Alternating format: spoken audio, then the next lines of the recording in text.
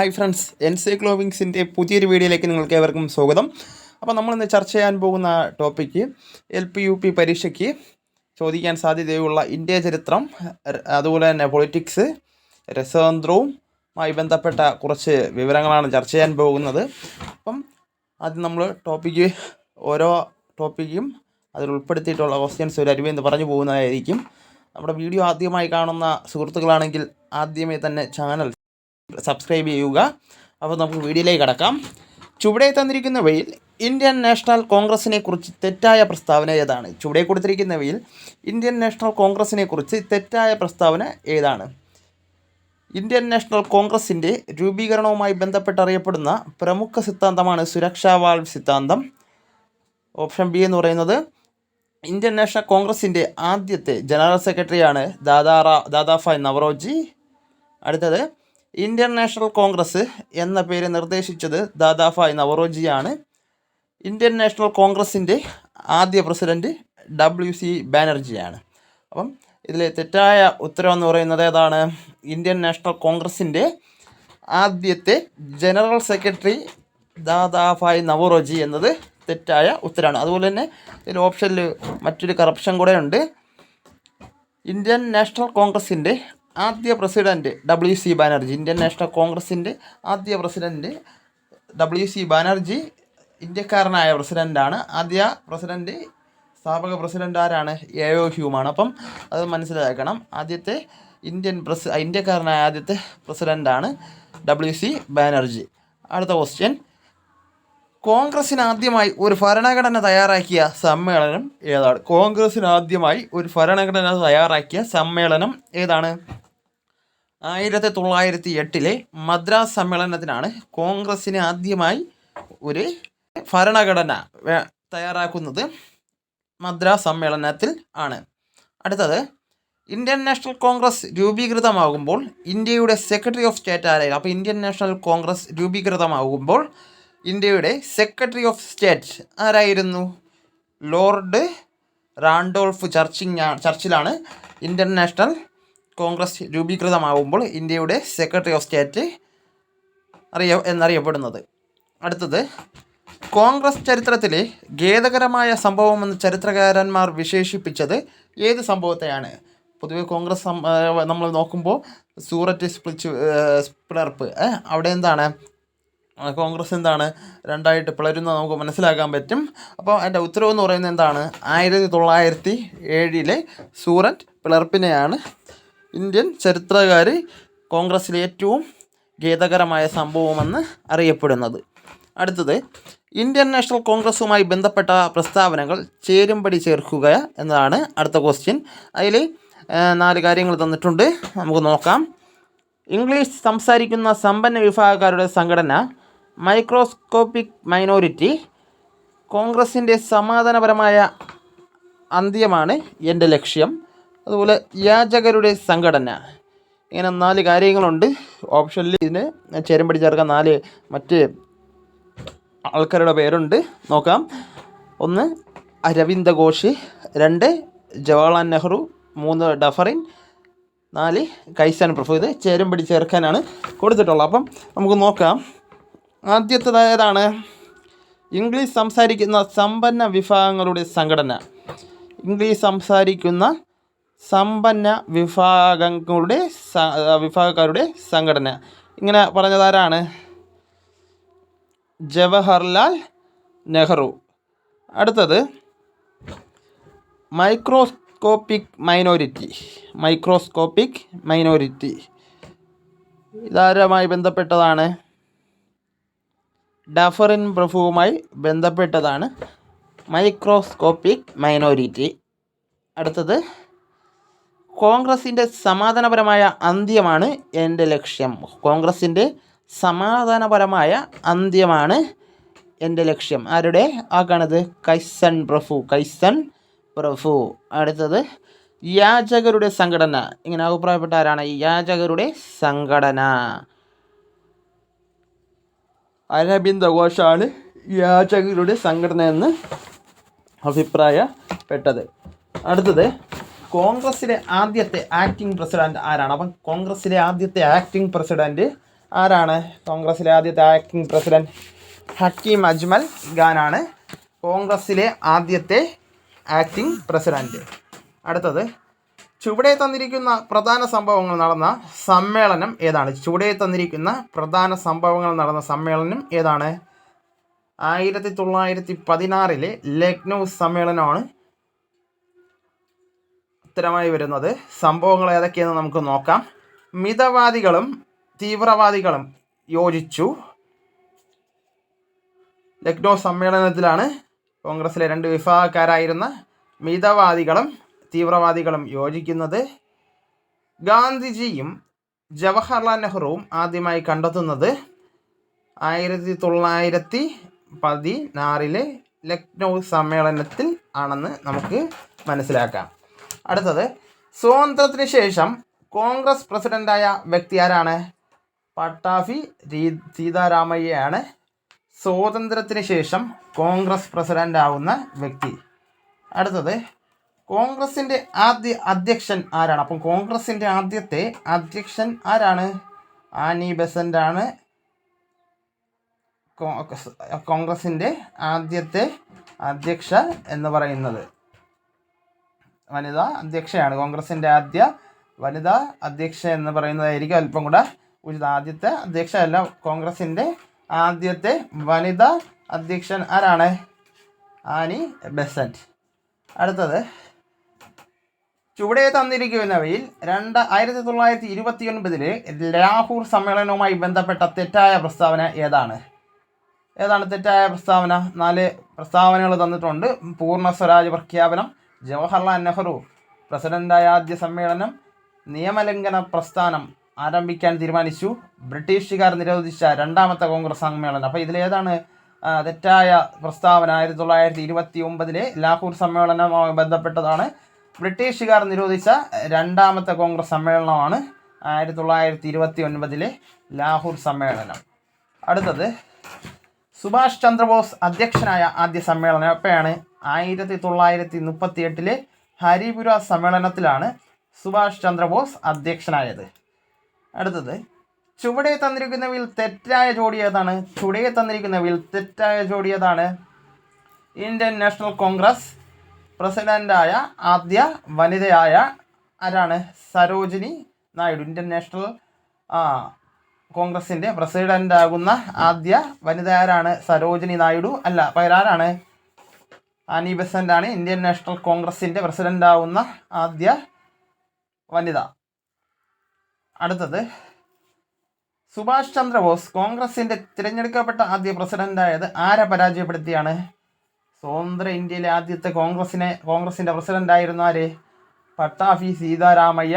അപ്പം പട്ടാഭി സീതാരാമയ്യയെ പരാജയപ്പെടുത്തിക്കൊണ്ടാണ് സുഭാഷ് ചന്ദ്രബോസ് കോൺഗ്രസിൻ്റെ പ്രസിഡൻ്റ് ആവുന്നത്. ഗാന്ധിജി കോൺഗ്രസ് വിടുന്നത് പ്രഖ്യാപിച്ച വർഷം എപ്പോഴാണ്? 1934 ഗാന്ധിജി കോൺഗ്രസ് രാജിവെച്ച് പുറത്തു പോകുന്നത്. അടുത്തത്, കോൺഗ്രസ് സമ്മേളനത്തിൽ പങ്കെടുത്ത ആദ്യ മലയാളി ആരാണ്? ബാരിസ്റ്റർ GP പിള്ളയാണ് കോൺഗ്രസ് സമ്മേളനത്തിൽ പങ്കെടുത്ത ആദ്യ മലയാളി. കോൺഗ്രസ് അധ്യക്ഷ പദം അലങ്കരിച്ച വനിതകളും വർഷവും ചുവടെ എന്ത് ചെയ്യുക തന്നിട്ടുണ്ട്. അതെന്ത് ചെയ്യുക? ചേരുംപടി ചേർക്കാനാണ് പറഞ്ഞിട്ടുള്ളത്. അപ്പം നമുക്ക് നോക്കാം. സരോജിനി നായിഡു എപ്പോഴാണ്? 1925 സരോജിനി നായിഡു കോൺഗ്രസിൻ്റെ പ്രസിഡന്റ് ആവുന്ന എപ്പോഴാണ്? 1925. അത് കഴിഞ്ഞാലാണ് ആനി ബെസന്റ് എപ്പോഴാണ്? 1917. ആദ്യം ആരാണ്? ആനി ബെസന്റ് ആണ്. അത് നമുക്ക് എന്ത് ചെയ്യാം? ഓപ്ഷൻ പ്രകാരം നമുക്ക് ആനി ബെസന്റിനെ എന്ത് ചെയ്യാം? കണ്ടുപിടിക്കാൻ പറ്റും. അടുത്തത്, നെൽസൺ ഗുപ്ത എപ്പോഴാണ്? 1933. അത് കഴിഞ്ഞ് അവസാനം വരുന്നതാണ് ആര്? ഇന്ദിരാഗാന്ധിയുടെ കാലഘട്ടമൊക്കെ മനസ്സിലാക്കി നോക്കുമ്പോൾ നമുക്ക് എന്ത് ചെയ്യാം? ഈ ഒരു വർഷം നമുക്ക് മൈൻഡിൽ നമുക്ക് ഓർത്തെടുക്കാൻ പറ്റുന്നതാണ്. 1959 ഇന്ദിരാഗാന്ധി കോൺഗ്രസിൻ്റെ പ്രസിഡന്റ് ആകുന്നത്. INCയുടെ സമ്മേളനത്തെ അഭിസംബോധന ചെയ്ത ആദ്യ വനിത ആരാണ്? INCയുടെ സമ്മേളനത്തെ അഭിസംബോധന ചെയ്ത ആദ്യ വനിത ആരാണ്? ആദ്യ വനിത കാദംബിനി ഗാംഗുലിയാണ്. INCയുടെ സമ്മേളനത്തെ അഭിസംബോധന ചെയ്ത ആദ്യ വനിതയാണ് കാദംബരി ഗാംഗുലി. അടുത്തത്, ചുവടെ തന്നിരിക്കുന്നവയിൽ ഹൈക്കോടതിയുടെ അധികാരങ്ങളിൽ ഉൾപ്പെടാത്തത് ഏതാണ്? ചുവടെ തന്നിരിക്കുന്നവയിൽ ഹൈക്കോടതിയുടെ അധികാരങ്ങളിൽ ഉൾപ്പെടാത്തത് ഏതാണ്? ഒരു ഹൈക്കോടതിയിൽ നിന്ന് മറ്റൊരു ഹൈക്കോടതിയിലേക്ക് വ്യവഹാരങ്ങൾ മാറ്റുന്നു. ഇതെന്താണ്? ഹൈക്കോടതിയുടെ അധികാരങ്ങളിൽ വരുന്നതല്ല. അടുത്തത്, ഇന്ത്യൻ ഭരണഘടനയിൽ സുപ്രീം കോടതിയെക്കുറിച്ച് പ്രതിപാദിക്കുന്ന ഭാഗം എത്രയാണ്? പാർട്ട് 5 ഇന്ത്യൻ ഭരണഘടനയിൽ സുപ്രീം കോടതിയെക്കുറിച്ച് പ്രതിപാദിക്കുന്നത്. 1937 നിലവിൽ വന്ന ഫെഡറൽ കോടതിയിലെ ആദ്യ ചീഫ് ജസ്റ്റിസ് ആരാണ്?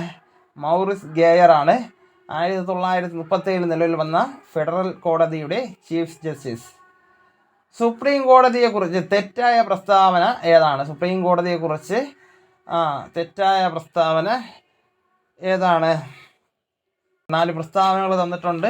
ഇന്ത്യയുടെ ഏറ്റവും വലിയ ജുഡീഷ്യൽ അതോറിറ്റി, അത് ശരിയാണ്. സുപ്രീം കോടതിയെക്കുറിച്ച് ഇന്ത്യൻ ഭരണഘടനയിൽ പ്രതിപാദിക്കുന്ന ആർട്ടിക്കിൾ എത്രയാണ്? 144 മുതൽ 47 വരെയാണ്. അടുത്തതാണ് ഇതിൽ ശരി? സുപ്രീം കോടതിയിൽ കാണുന്ന ശില്പം അമ്മയും കുഞ്ഞുമാണ്. ഇങ്ങനെ 4 പ്രസ്താവനകൾ തന്നിട്ടുണ്ട്. ഇതിൽ തെറ്റായ പ്രസ്താവന ഏതെന്നാണ് ചോദ്യം. പക്ഷേ ഇതിൽ ഓപ്ഷൻ പ്രകാരം നമ്മൾ നോക്കുമ്പോൾ നമുക്ക് ഇതിൽ നമ്മൾ രേഖപ്പെടുത്തിയിട്ടുള്ളത് സുപ്രീം കോടതിയിൽ ആപ്തവാക്യം എന്ന് പറയുന്നത് തെറ്റെന്നാണുള്ളത്. പക്ഷെ അതല്ല, ഇതിൽ ശരിയായ ഉത്തരവെന്ന് പറയുന്നത് സുപ്രീം കോടതിയിൽ കാണുന്ന ശില്പം അമ്മയും കുഞ്ഞിൻ്റേത് ആണെന്നാണ് ഇതിൽ തെറ്റായ ഓപ്ഷനായിട്ട് നമുക്ക് തിരഞ്ഞെടുക്കാം. സുപ്രീം കോടതിയിൽ കാണുന്ന ശില്പം അമ്മയും കുഞ്ഞിൻ്റേതും അല്ല, അത് തെറ്റാണ്. അടുത്ത്, സുപ്രീം കോടതി ജഡ്ജിയും ഹൈക്കോടതി ജഡ്ജിയെയും പുറത്താക്കാനുള്ള നടപടിക്രമം സ്വീകരിച്ച പാർലമെൻറ്റ് ആക്ട് ഏതാണ്? 1968 ജഡ്ജസ് എൻക്വയറി ആക്റ്റാണ് ഈ നടപടിക്രമം എന്ത് ചെയ്തത്? പാർലമെൻറ്റ് പാസ്സാക്കുന്നത്, ആക്റ്റാക്കി മാറ്റുന്നത്. അതുപോലെ ഇംപീച്ച്മെൻറ്റ് ചെയ്യപ്പെട്ട ആദ്യ സുപ്രീം കോടതി ജഡ്ജ് ആരാണ്? രാമസ്വാമി, വി രാമസ്വാമിയാണ് ഇംപീച്ച്മെൻറ്റ് ചെയ്യപ്പെട്ട സുപ്രീം കോടതി ജഡ്ജ്. അടുത്ത ക്വസ്റ്റ്യൻ, ലോകത്ത് മറ്റേത് സുപ്രീം കോടതിയേക്കാളും അധികാരമുള്ളത് നമ്മുടെ ഇന്ത്യയുടെ സുപ്രീം കോടതി എന്ന് പറഞ്ഞത് ആരുടെ വാക്കുകളാണ്? അല്ലാടി കൃഷ്ണസ്വാമി അയ്യരാണ് ഇങ്ങനെ പറഞ്ഞത്. ലോകത്തിലെ ഏത് സുപ്രീം കോടതിയേക്കാളും അധികാരമുള്ളത് നമ്മുടെ സുപ്രീം കോടതിക്ക് എന്ന് പറഞ്ഞതാണ് അല്ലാടി കൃഷ്ണസ്വാമി അയ്യർ. കേന്ദ്രവും ഒന്നോ അതിലധികമോ സംസ്ഥാനങ്ങളും തമ്മിലുള്ള തർക്കവും 2 സംസ്ഥാനങ്ങൾ തമ്മിലുള്ള തർക്കവും പരിഹരിക്കുന്നത് സുപ്രീം കോടതിയുടെ ഏത് അധികാരത്തിലാണ് വരുന്നത്? ഏത് അധികാരത്തിലാണ്? തനത് അധികാരത്തിലാണ് വരുന്നത്. കേന്ദ്രവും ഒന്നോ അതിലധികമോ സംസ്ഥാനങ്ങളും തമ്മിലുള്ള തർക്കവും 2 സംസ്ഥാനങ്ങൾ തമ്മിലുള്ള തർക്കവും പരിഹരിക്കുന്നത് സുപ്രീം കോടതിയുടെ ഏത് അധികാരത്തിലാണ് വരുന്നത്? തനത് അധികാരത്തിലാണ് വരുന്നത്. അടുത്ത്, സുപ്രീം കോടതിയിലെ പ്രത്യേക അനുമതി വഴിയുള്ള അപ്പീലുകളെക്കുറിച്ച് പറയുന്ന ആർട്ടിക്കിൾ എത്രയാണ്? സുപ്രീം കോടതിയിലെ പ്രത്യേക അനുമതി വഴിയിലുള്ള അപ്പീലുകളെക്കുറിച്ച് പറയുന്ന ആർട്ടിക്കിൾ ഏതാണ്? ആർട്ടിക്കിൾ 136 അധികാരത്തിലിരിക്കെ അന്തരിച്ച ആദ്യ ചീഫ് ജസ്റ്റിസ് ആരാണ്? ഹരിലാൽ ജേക്കനിയാണ് അധികാരത്തിലിരിക്കെ അന്തരിച്ച ആദ്യ ചീഫ് ജസ്റ്റിസ്. ചേർക്കുക എന്നതാണ് ഇതിലെ എന്ന് പറയുന്നത്. തന്നിട്ടുള്ള 3 കാര്യങ്ങൾ ഏതൊക്കെയാണ്?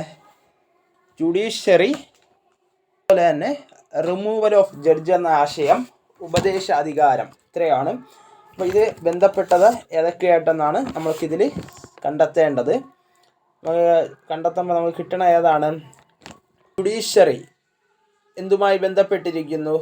Government of India act 1935 government of India ആക്റ്റാണ് ജുഡീഷ്യറി ബന്ധപ്പെട്ടിട്ടുള്ളത്. അതുപോലെ റിമൂവൽ ഓഫ് ജഡ്ജ് എന്ന ആശയം ഏതുമായി ബന്ധപ്പെട്ടതാണ്? അമേരിക്കയുമായി ബന്ധപ്പെട്ടതാണ് റിമൂവൽ ഓഫ് ജഡ്ജ് എന്ന ആശയം. അതുപോലെ തന്നെ ഉപദേശ അധികാരം ഏതുമായി ബന്ധപ്പെട്ടതാണ്? കാനഡയുമായി ബന്ധപ്പെട്ടതാണ് ജുഡീഷ്യൽ അധികാരം. അടുത്തത് നോക്കാം. സുപ്രീം കോടതി ജഡ്ജിയായ ശേഷം ലോകസഭ സ്പീക്കറായ ആദ്യ വ്യക്തി ആരാണ്? ജസ്റ്റിസ് KS ഹെഡ്ഗെയാണ് സുപ്രീം കോടതി ജഡ്ജിയായ ശേഷം ലോകസഭ സ്പീക്കറായ വ്യക്തി. പൊതു താൽപ്പര്യ ഹർജി ഇന്ത്യയിൽ കൊണ്ടുവന്നത് ആരാണ്? PN ഭഗവതിയാണ് പൊതു താൽപ്പര്യ ഹർജി ഇന്ത്യയിൽ കൊണ്ടുവന്നത്. അടുത്തത് തെറ്റായ ജോഡിയാണ്. 3-4 ജോഡികൾ കൊടുത്തിട്ടുണ്ട്, നോക്കാം. ഏറ്റവും കൂടുതൽ കാലം ചീഫ് ജസ്റ്റിസ് ആയിരുന്നത് ജസ്റ്റിസ് YV ചന്ദ്രചൂഡ്, അത് ശരിയാണ്. അതുപോലെ തന്നെ സുപ്രീം കോടതി ചീഫ് ജസ്റ്റിസ് ആയ ദളിത് വിഭാഗത്തിൽപ്പെട്ട വ്യക്തി ജസ്റ്റിസ് KG ബാലകൃഷ്ണൻ, അത് ശരിയാണ്. അടുത്തത് മലയാളിയായ ആദ്യ സുപ്രീം കോടതി ജഡ്ജി KG ബാലകൃഷ്ണൻ, അത് തെറ്റാണ്. മലയാളിയായ ആദ്യ ചീഫ് ജസ്റ്റിസ് ആണ് ആര്? KG ബാലകൃഷ്ണൻ, അപ്പോൾ അത് തെറ്റാണ്. അതുപോലെ തന്നെ അടുത്തതും ശരിയാണ്. ഏറ്റവും കൂടുതൽ കാലം സുപ്രീം കോടതി ജഡ്ജിയായിരുന്ന വനിത റുമ പാൽ, അത് ശരിയാണ്. അടുത്തത് ചുവടെ തന്നിരിക്കുന്നവയിൽ 1861 നിലവിൽ വന്ന ഹൈക്കോടതി അല്ലാത്തത് ഏതാണ്? അലഹബാദ്. ഏറ്റവും അവസാനം വന്നതാണ് അലഹബാദ് ഹൈക്കോടതി. അപ്പം 1962 നിലവിൽ വന്ന ഹൈക്കോടതി അല്ലാത്ത ഏതാണ്? അലഹബാദ് ഹൈക്കോടതി.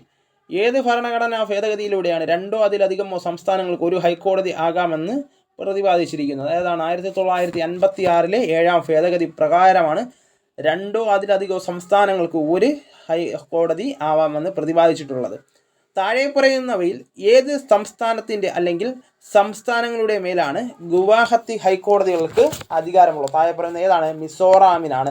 താഴെ പറയുന്ന ഏത് സംസ്ഥാനത്തിനാണ് സംസ്ഥാനങ്ങളുടെ അല്ലെങ്കിൽ എന്താണ് സംസ്ഥാനത്തിൻ്റെ അല്ലെങ്കിൽ സംസ്ഥാനങ്ങളുടെ മേലാണ് അധികാരമുള്ളതെന്ന് പറയുന്നത് ഏതാണ്? മുകളിൽ പറഞ്ഞവയെല്ലാം നോക്കാം. രസതന്ത്രവുമായി ബന്ധപ്പെട്ടതാണ്. ചുവടെ തന്നിരിക്കുന്നവയിൽ അയോണിക എന്തോൽപ്പിയുമായി ബന്ധപ്പെട്ട തെറ്റായ പ്രസ്താവന ഏതാണ്? ആദ്യത്തെ ശരിയാണ്. ഒരു മൂലകത്തിന് ഇലക്ട്രോണിനെ നഷ്ടപ്പെടുത്താനുള്ള കഴിവാണ് അളക്കാനുള്ള അതിൻ്റെ ഏകകമാണ് അയോണീകരണ എൻതാൽപ്പി. അതുപോലെ രണ്ടാമത്തത് വാതകാവസ്ഥയിൽ നിമ്ന ഊർജത്തിലുള്ള ഒറ്റപ്പെട്ട ഒരു ആറ്റത്തിൽ നിന്ന് ഒരു ഇലക്ട്രോൺ നീക്കം ചെയ്യുന്നതിനാവശ്യമായ ഊർജ്ജമാണ് അയോണീകരണ എന്തോൽപ്പി, അത് ശരിയാണ്. അയോണീകരണ എന്തോൽപ്പിയുടെ ഏകകം കിലോ ജൂൾസ് ഓർ മോളാണ്, അതും ശരിയാണ്. അപ്പം തെറ്റ് ഏതാണ്? ഡി ആണ്. അയോണീകരണ എന്തോൽപ്പി എപ്പോഴും നെഗറ്റീവ് ആയിരിക്കണമെന്നില്ല, പോസിറ്റീവും ആയിരിക്കും. അപ്പോൾ അതാണ് ശരിയായ ഉത്തരം.